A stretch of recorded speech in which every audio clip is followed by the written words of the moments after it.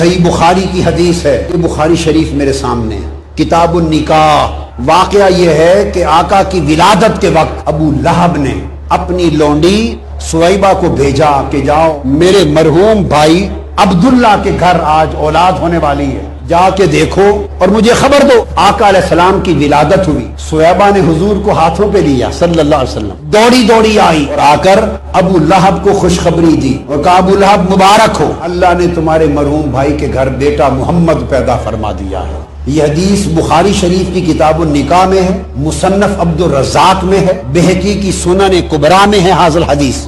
امام ابن کثیر نے اپنی تفسیر ابن کثیر میں دیا ہے، اور امام بغوی نے شرح السنہ میں روایت کیا، امام زیلعی نے نصب الرایہ میں، امام اسقلانی نے فتح الباری میں، امام عینی نے عمدۃ القاری شرح البخاری میں، اور عالم عظیم علماء دیوبند کے علامہ انور شاہ کاشمیری نے بخاری کی شرح فیض الباری میں، کہ جب ولادت ہوئی تو سویبہ نے آ کے مبارک دی، ابو لہب اللہ نے تجھے بھتیجا محمد عطا کیا۔ ابو لہب نے اپنی ان 2 انگلیوں کے اشارے سے اس کو کہا سویبہ میرے بھتیجے محمد کے میلاد کی خوشی میں جا تمہیں آزاد کیا۔ پھر ابو لہب وہ شخص تھا جس کی مذمت میں قرآن اترا، تبت یدا ابی لہب وتب، بدبختی میں رہا، مر گیا حالت کفر میں۔ مرنے کے 1 سال بعد حضور کے چچا اور اپنے بھائی حضرت عباس بن عبد المطلب کو خواب میں ملا۔ حضرت عباس نے پوچھا بتاؤ بھائی ابو لہب کفر پہ مرے کیا حال ہے؟ اس نے کہا بڑی بری حالت ہے، اوپر دوزخ کی آگ، نیچے آگ، آگے پیچھے دائیں بائیں دوزخ کی آگ میں جلتا رہتا ہوں۔ الا ان العذاب يخفف عني كل يوم اثنين وقال ذلك ان النبي صلی اللہ علیہ وسلم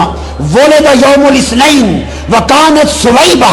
بشرت ابا لہب بمولدہ فاتقہا۔ ابو لہب نے کہا کہ پورا سال ہر دن دوزخ کے عذاب میں جلتا ہوں، مگر ہر ہفتے میں جب پیر کا دن آتا ہے اس دن دوزخ کا عذاب مجھ کافر پر بھی، کافر پر دوزخ کا عذاب کم کر دیا جاتا ہے، تخفیف العذاب ہو جاتا ہے، اور میری اس انگلیوں سے ٹھنڈا پانی نکلتا ہے، کچھ راحت آتی ہے اور دوزخ کی پیاس اس ٹھنڈے پانی سے بجھاتا ہوں جو 2 ان انگلیوں سے نکلتا ہے۔ اور کیوں؟ اس نے کہا وجہ یہ ہے کہ پیر کے دن ولادت مصطفیٰ ہوئی تھی، اور جب سویبہ نے آ کر مجھے میلاد مصطفیٰ کی خوشخبری سنائی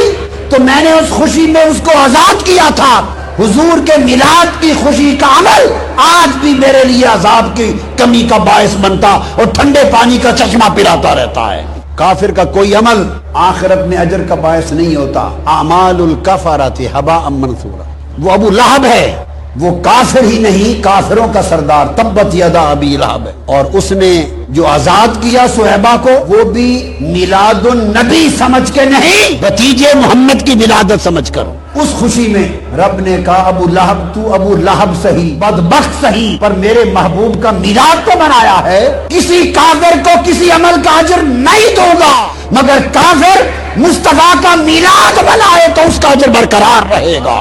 امام نووی فرماتے ہیں جن کی کتاب ریاض الصالحین سعودی عرب کی ہر مسجد میں اور کل عرب کی ہر مسجد میں پڑھی جاتی ہے، امام نووی، اور اسی طرح بغوی شرح السنہ میں امام بغوی وہ فرماتے ہیں، امام بغوی ھذا خاص بہ اکراما لہ، یہ خاص حضور کے اکرام میں ہے، ہر کافر کا ہر اجر برباد ہے، مگر کافر ہو اور میلاد مصطفیٰ کا عمل ہو وہ برباد نہیں جاتا۔ حضور کے میلاد کی خوشی کافر بھی منائے آخرت میں اسے بھی اجر ملے، اور اگر حضور کے میلاد کی خوشی مسلمان منائے اور میلاد النبی سمجھ کے منائے تو اندازہ کریں اس کے اجر کا عالم کیا ہوگا۔